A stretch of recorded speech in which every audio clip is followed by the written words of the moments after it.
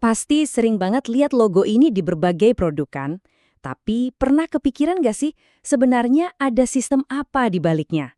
Nah sekarang kita akan bedah bareng-bareng sistem di balik sebuah logo yang dilihat oleh miliaran orang di seluruh dunia. Oke, kita mulai dari angka yang wow gede banget, 2,18 miliar. Itu tuh perkiraan jumlah populasi muslim di seluruh dunia. Angka inilah yang jadi alasan utama kenapa sistem yang akan kita bahas ini ada dan kenapa ini jadi sangat penting. Tapi angka ini bukan cuma sekedar statistik loh. Angka ini mewakili sebuah komunitas global yang sangat besar yang butuh jaminan, butuh rasa aman, butuh kepercayaan sama produk yang mereka pakai dan konsumsi setiap hari. Jadi ini bukan lagi cuma soal bisnis, ini soal trust dalam skala yang masif banget. So, pertanyaannya jadi gini, di tengah rantai pasokan global yang super kompleks, di mana bahan baku bisa datang dari mana aja di seluruh dunia, gimana caranya sebuah perusahaan bisa ngasih jaminan kepercayaan itu? Nah, inilah masalah inti yang mau kita coba jawab bareng-bareng. Oke, sebelum kita ngomongin solusinya, kita harus samain persepsi dulu soal konsep dasarnya. Karena buat ngerti sistemnya, kita harus paham dulu definisinya. Dan percayalah, halal itu jauh lebih dalam dari sekedar pilihan di menu restoran. Paling simpelnya, halal itu artinya diperbolehkan. Ini adalah konsep dasar yang mencakup segala hal, baik itu benda atau tindakan, yang boleh kita gunakan atau lakukan menurut ajaran Islam. Ini titik awal kita. Nah, lawannya tentu saja adalah haram, yang artinya terlarang. Ini adalah segala sesuatu yang secara tegas dan jelas dilarang. Bedanya hitam dan putih jelas banget. Terus, ada konsep kunci yang ketiga, syubhat. Artinya, meragukan atau nggak jelas.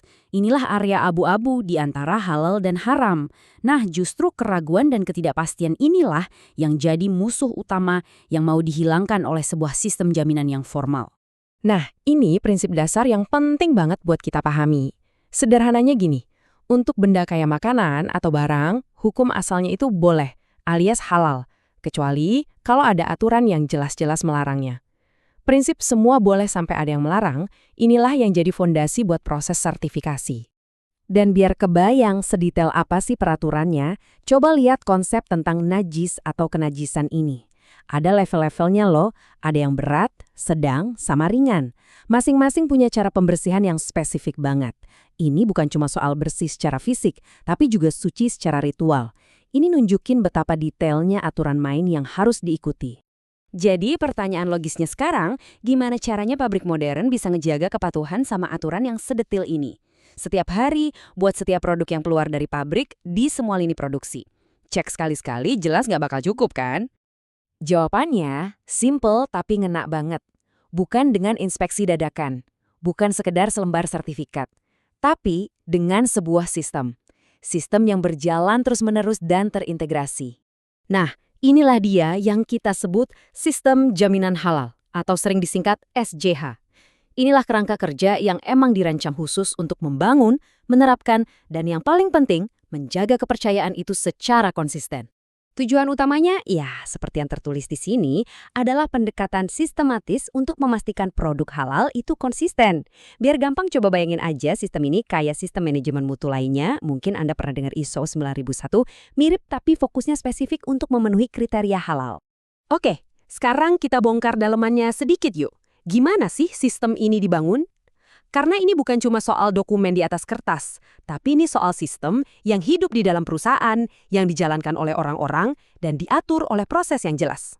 Ini beberapa pilar utamanya nih. Kita ngomongin soal daftar bahan baku dan pemasok yang udah lolos seleksi. Terus, fasilitas produksi yang harus bebas dari kontaminasi haram. Ada juga prosedur tertulis untuk semua kegiatan yang dianggap kritis, kemampuan buat melacak produk dari hulu ke hilir, audit internal rutin, dan yang gak kalah penting, komitmen penuh dari manajemen puncak. Terus siapa yang mastiin semuanya jalan? Nah, ada yang namanya tim manajemen halal. Mereka ini tim khusus yang ditunjuk langsung oleh para bos besar di perusahaan. Merekalah otaknya, motornya, yang memastikan sistem ini beneran berjalan di lapangan setiap hari, bukan cuma jadi pajangan. Oke, kita udah lihat tuh dalemannya yang lumayan teknis. Sekarang kita balik lagi ke pertanyaan besar, emangnya kenapa ini semua penting? Apa dampaknya di dunia nyata buat kita sebagai konsumen dan buat perusahaan sebagai produsen? Nah ini rangkumannya pas banget. Di satu sisi, buat miliaran konsumen di luar sana, logo ini ngasih rasa tenang, rasa aman, dan kepastian.